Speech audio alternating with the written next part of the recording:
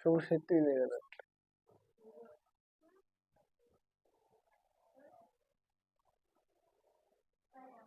18√3 প্রমাণ করো। আমরা এটা প্রমাণ করব যে x = √3 + √2। তো 1 যেহেতু এখানে 1/x³ আছে, তো এখান থেকে আমাদের 1/x এর মান নির্ণয় করতে হবে। দেওয়া আছে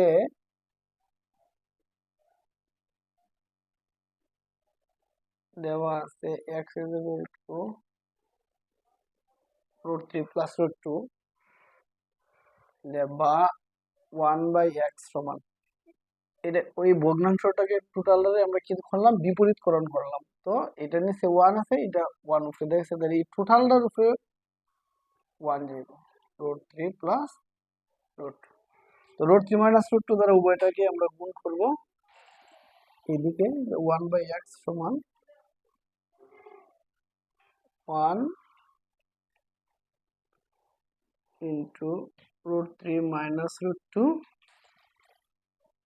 √3 + √2 দ্বারা গুণ করব,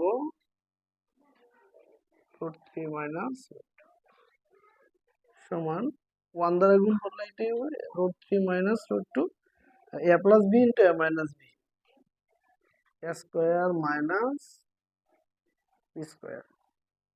তো স্কয়ার রুটে হয় না 3 - 2 √3 - √2 সমান 3 থেকে 2 গেলে 1, নিচে 1 দেওয়ার দরকার নাই, তো √3 - √2।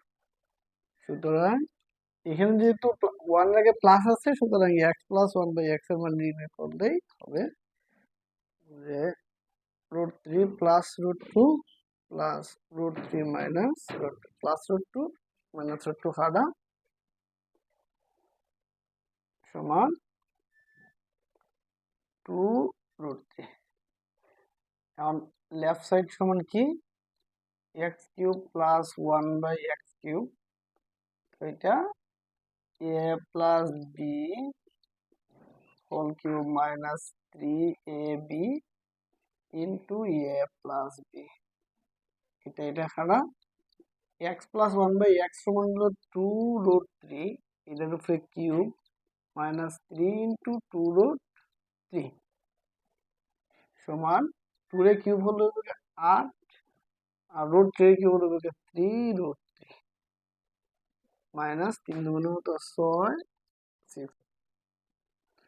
তো 2 এর কিউব হলো 8 এবং √3 এর কিউব হলো 3√3 মাইনাস 3 দুগুণে 6, 6√3। তো 3 আর 24 √3 -6√3।